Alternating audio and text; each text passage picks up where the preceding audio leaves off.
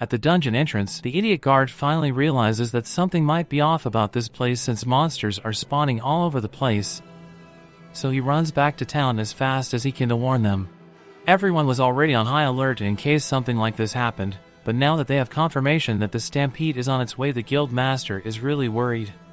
As the monsters close in on the city, he knows they're doomed because the stampede has big monsters in it. But everyone will have to put up one hell of a last fight. After and Gatek are worried about Haruka's classmates since they are still in the dungeon right now, but there is nothing they can do to contact them now. The guild master remembers reading something about dungeon stampedes once before, so he pulls out an old scroll and informs everyone everything about the dungeons. Dungeons are essentially living things in this world. So when they grow to their 100th floor, all the extra monsters that spawn there have nowhere to go and end up spilling out onto the surface. The others ask if there is anything they can do to stop it from happening, so the guild master keeps reading, and according to the scroll, once the boss on the lowest level is killed, the dungeon will cease to exist, so all the stampeding monsters should vanish as a result. But defeating the final boss of a dungeon is no easy feat. Regardless, there is no way anyone in this room can pull that off, so the guild master tells Ofter to get all the civilians into a nearby shelter. And he tells Gatek to assemble all the available adventurers because he is not going down without a fight. Meanwhile, Haruka is still climbing out of the dungeon, and this floor has a bunch of griffins on it, so rather than fight them hand to hand, Haruka decides to poison some fish and let the griffins eat it until they end up passing out. That's yet another floor cleared, and it is becoming a lot easier for him the higher Haruka climbs, but on the other hand, Haruka's classmates are struggling with the lower floors. They are currently on the 54th floor and are still trying their best to move forward, so they can find Haruka, but they soon come across an entire horde of werewolves, and they don't look very friendly. Up on the surface, the adventurers are gathered outside the city gate, and they have just finished dealing with the first wave of monsters from the dungeon, but at this rate, there is no telling how long they will be able to last. As things stand, their only hope of getting through this is to defeat the dungeon boss. But they all know there is only one person capable of doing that, and that is Haruka. The guild master would like to send him a message down into the dungeon to call for Haruka's help. But the adventurers here need to stay and defend the city, so the guild master asks Marielle to go instead since she is pretty much doing nothing. Marielle is shocked and starts shaking her head because she doesn't want to go. But Haruka is much more likely to listen to a request from a pretty girl like her, so Marielle is the best option here. Although Marielle isn't much of a fighter, so sending her into the dungeon alone would be a death sentence, which is why the guild master asks Ofter to go with her. Ofter is fine with it, but he is worried about leaving his post since the town needs all the defense it can get. But the guild master assures him that the rest of them will keep the town safe until he returns. Ofter ends up agreeing, so he asks Marielle to hurry so they can get to the dungeon as soon as possible. But Marielle is still freaking out because she doesn't want to go into the dungeon. However, Marielle takes a look around and sees all the people who are injured and risking their lives for the sake of this city, so she gathers up all the courage she can muster and agrees to venture into the dungeon to find Haruka. Meanwhile, Haruka and Angelica have just made it to the 81st floor, and the entire floor looks like an aquarium. Haruka is so caught off guard by it that he doesn't notice that there are monsters in the water, and when the fish jump out and try to slice him up, Angelica is forced to step in and save him. Haruka apologizes for letting himself get distracted, but Angelica doesn't mind since she is having a lot of fun with him. Haruka takes a look in the water and notices that there are still a lot of fish swimming around in there, and if all those fishes attacked him at once, there is no way he would come out in one piece. First things first, Haruka has to find a way to deal with the speed of the fish, so he thinks to use ice magic to freeze the fish inside the water completely. Eventually, the fish get frozen and float to the surface, so Haruka's plan seems to have worked. Haruka keep doing the same thing as he Angelica cross the water, but then the floor boss shows up and sends a massive wave at Haruka and Angelica. Angelica quickly jumped out of the way in time, but Haruka just stood there as the wave closed in on him. Eventually, Haruka gets hit and is plunged deep into the water floor, so it looks like Angelica is going to have to face the monster on her own. But a few seconds later, Haruka emerges from the water with a surfboard made with earth magic, and he uses it to close in on the fish boss before landing a fatal blow in the middle of its head. Now the big fish has been taken care of, Haruka jumps over to the exit with Angelica and asks her if she is alright. Angelica tells him she is fine and Haruka is glad to hear it, so Haruka says they should keep moving. Haruka didn't really like it at first, but now he is starting to think this whole dungeon exploration thing is pretty fun, and with how strong he is, the bosses of the various floors aren't much of a threat to him anymore. As they continue to climb the dungeon floors, Haruka comes across several god-tier artifacts, like the Ring of Boundless Fortune, the Blessed Bengal, and the Necromancy Orb. All these things are really cool, and they are probably worth a lot of money, so Haruka can't decide whether he should keep them for himself or sell them for profit. Haruka thinks about it for a second, and all these blessed items won't do him much good since he already has maxed out luck. And he doesn't have a curse to get rid of. That is why Haruka decides to just give it all to Angelica, and while he is not sure if it will help or not, it should at least be able to bring Angelica good fortune in life even though she is forced to live her life cursed as a skeleton. Angelica is hesitant to take it at first since she doesn't want to take advantage of Haruka's kindness, but Haruka has no use for any of this stuff. After a bit of convincing, Haruka finally manages to get her to agree to take the items, and Angelica seems to be happy about it since this is the first time someone has ever given her a gift. Haruka doesn't understand why Angelica seems so happy, but he is glad she likes it, so Haruka suggests that they should keep going. Haruka doesn't realize it, but with all the blessed items he just gave, Angelica manages to break both the curse of the armor and the curse that turned her into a skeleton, so she gets her human form again, and Angelica starts to fall for Haruka, but she chooses to keep her broken curse as secret for now and runs after him. Up on the 54th floor, Haruka's classmates have just finished dealing with all the werewolves, and they are exhausted after all that fighting, but they have to keep going so they can find Haruka before something bad happens. Just then, they hear the sound of something approaching, and at first, everyone is worried that it might be a monster coming to attack them, but it turns out it is Marielle and After. Back to Haruka, he and Angelica have just arrived on the 74th floor, but this might be their toughest floor because the entire place is engulfed in flames. They start walking through the floor, but with all the flames, it is hard for Haruka to keep track of his surroundings, so he accidentally trips over a rock and nearly falls face first into a bunch of flames, but luckily Angelica catches Haruka before he can get hurt. Since it would be dangerous for Haruka to continue walking in his current state, Angelica points to a safe area and suggests that he should rest there for a little while. Haruka wishes he could find a way to escape this heat and cool off even if it is just for a little bit, but then Haruka comes up with a really good idea. There was a small hole in the wall nearby, so Haruka used his wind magic to create a breeze to cool himself off in there. Coincidentally, the hole connects up to another hole that where class rep was standing next to, so she can hear Haruka's voice and begins yelling to get his attention. Haruka recognizes the class rep's voice and realizes this hole must be connected to the same one from where he fell at the start, so it is pretty lucky that Haruka found it. Class rep asks Haruka if there is any way he can climb up the hole to get to her, but Haruka already tried that earlier, so he is sure he won't be able to make a vertical climb with his airwalk skill.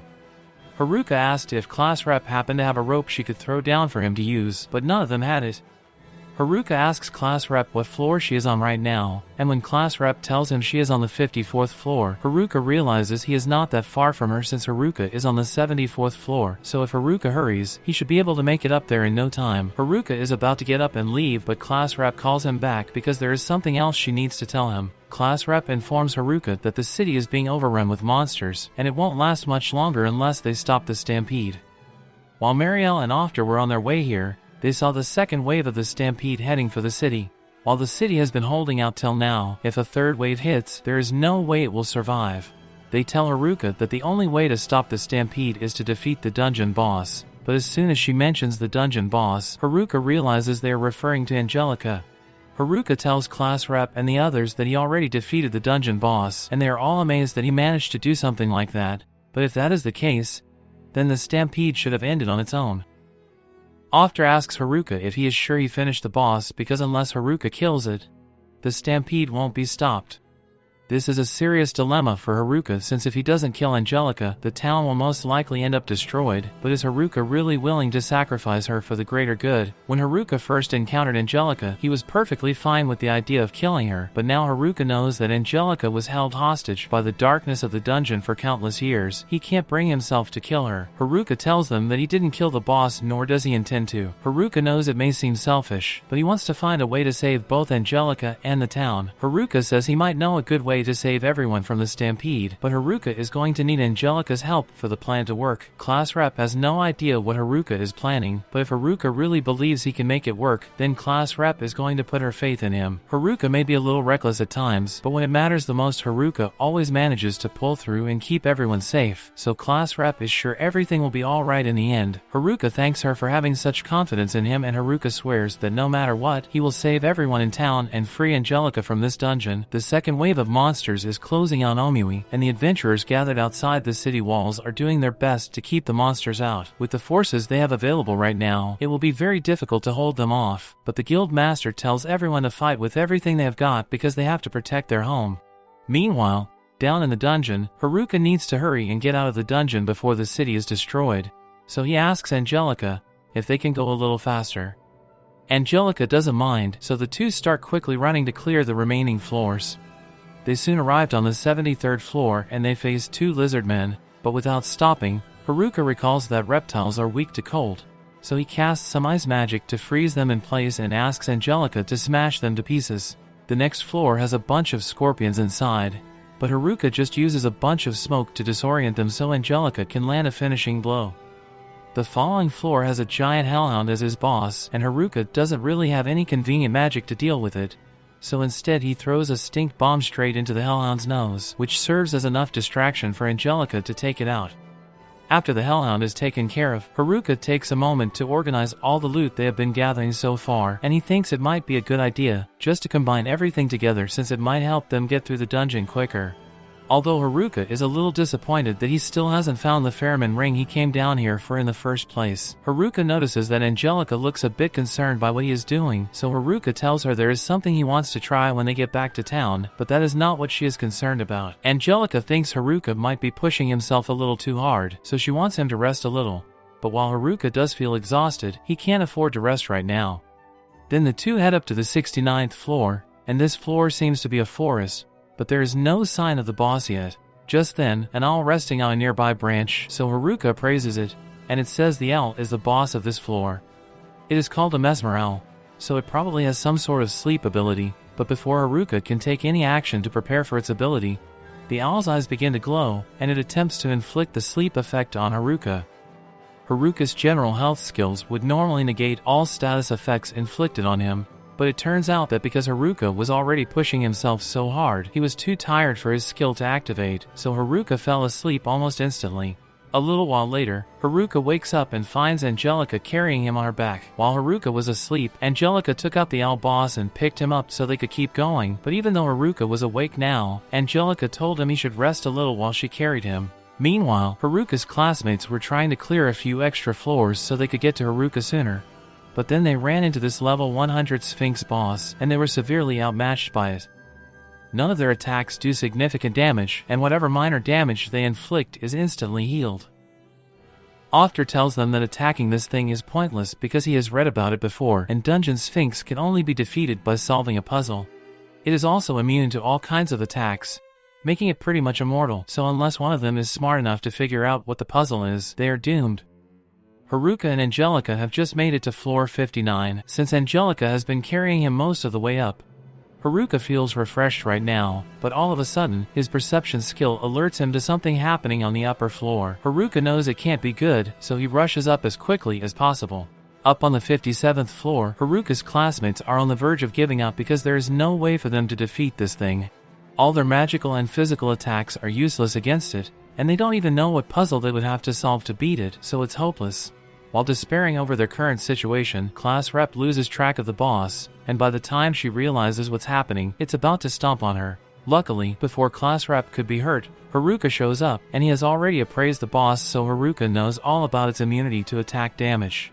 However, while Haruka was on his way down here, one of the items he picked up grants him the ability to negate all defenses, and that includes damage immunity, so after Haruka hits the boss to disable its defense, Angelica jumps in and finishes it off by slashing its head. Now that the boss has been defeated, and no one's in danger anymore, Haruka lands and greets everyone, saying he is finally back. Everyone is relieved to see him because if Haruka hadn't shown up they would be dead, but Class Rep is a little curious about the Lady Knight standing next to him. Haruka is about to explain everything that happened while he was stuck at the bottom of the dungeon, but all of a sudden, The floor beneath his feet collapses, and Haruka nearly falls back to the bottom floor. Luckily, after the first time this happened, Haruka learned to be more cautious about his surroundings, so he jumped back up using the falling rubble and returned to the floor.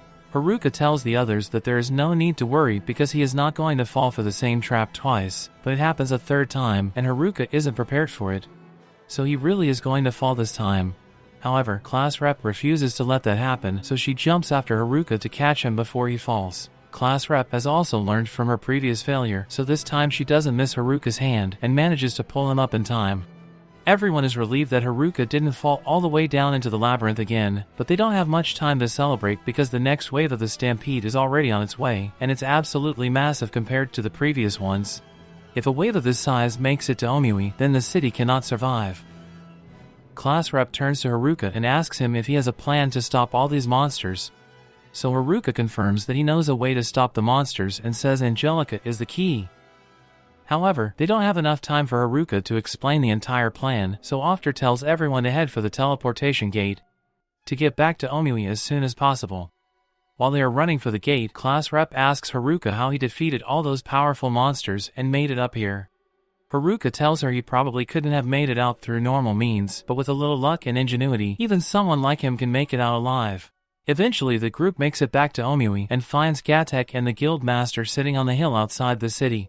They are glad to see their reinforcements have finally arrived, but then Marielle directs their attention to the huge horde of monsters approaching. Even Haruka wouldn't be capable of taking on this many monsters at once, so what little hope the guild master had is instantly destroyed. The entire city is shaken to its core by the footsteps of the army of monsters approaching, and the Lord of Omui is trying his best to calm all the people hiding in the church, so he tells them that he is sure the adventurers will save the city. Meanwhile, all the adventurers outside the city have pretty much given up because the scale of this stampede is simply too much. Haruka turns to Angelica and tells her to do what they discussed earlier, so she walks ahead of everyone else, draws her sword, and sticks it straight into the ground. A large amount of energy begins pouring out of her sword, and Haruka explains that Angelica may not be as she was when he fought her in the dungeon, but Angelica is still the dungeon emperor, so she holds absolute control over all the monsters from that dungeon. And as the dungeon emperor, Angelica has the power to get rid of each one of those monsters. As the wave of energy hits them, the monsters begin disappearing one after another until every single one of them is gone. Once the crisis has been averted, Haruka walks up to Angelica to congratulate her with a fist bump. It is a relief that all the monsters are gone, but all of Haruka's classmates are extremely confused and ask him how he did it. Haruka explains that he actually didn't do anything here, so they should be thanking Angelica. And once Haruka says this, Tatsuya figures out that Angelica must be the dungeon emperor. Upon hearing this, everyone asks if that means Angelica is a monster, but Haruka tells them there is no need to worry about Angelica hurting anyone because he spent a lot of time with her in the dungeon, and Haruka knows Angelica is a nice person. They all find it hard to believe, but since Haruka says Angelica is safe, they take his word for it. Tatsuya still has some questions because from what he has read, the dungeon emperor is meant to be the most powerful being within the dungeon. Haruka calls Tatsuya creepy for knowing so much random information, but he is right about Angelica being the strongest in the dungeon. Even after her level got reset, Angelica was still incredibly strong as a fighter, so she was able to overpower all the monsters they fought in the dungeon. So Haruka figured she could probably use that power to command the monsters and get rid of them. However, what Angelica did only works on monsters from her dungeon, and they all have to be relatively close to her for it to work, so she wouldn't be able to stop an attack from a different dungeon if another stampede occurred at some point. While they are on the topic of what Angelica did, the girls ask if Angelica vaporized the monsters, but Haruka clarifies that the monsters are all still alive. All Angelica did was teleport them back and issue an order for them to stay inside the dungeon, but since it was the dungeon emperor who gave the order, Haruka was sure the monsters wouldn't be coming out anytime soon. And that means that the city of Omui will remain safe for the future. So everything can go back to normal now. The next day Haruka comes up with a good idea on how to use all the equipment he got from the dungeon, so Haruka spends some time organizing his inventory and asks the class rep to gather all their classmates. Once everyone arrives, they all see a bunch of treasure laid out on the tables in front of them, and it's all super rare and valuable, so they are really excited. Then Haruka announces that he is holding a super special sale for them, so they are free to pick out whatever they want, but they will still have to pay him for it. Both the boys and girls are ready to compete with each other for the best items, but once the sale actually begins, the girls go crazy with special sale and turn the sale into a battlefield. A bunch of the guys are too scared to go anywhere near them at this point, and Haruka feels a little bad for them, so he offers a special deal and pulls out a bunch of extra equipment Haruka wasn't planning on selling. After a while, everyone bought the stuff they wanted, and they all looked happy with their purchases, so Haruka was satisfied. The new gear should help keep his classmates safe, so the only thing left for him to worry about is what to do with Angelica. Angelica is going to be stuck in town with everyone for a while, but after being stuck in the dungeon by herself for so many years, Haruka gets the feeling she might not be used to socializing, so he is worried she might not get along with the rest of the girls. So now what will happen next? Subscribe to our channel to find out what will happen next. So friends, if you enjoyed our recap video, please like and share it. Don't forget to subscribe to the channel. Thank you for watching.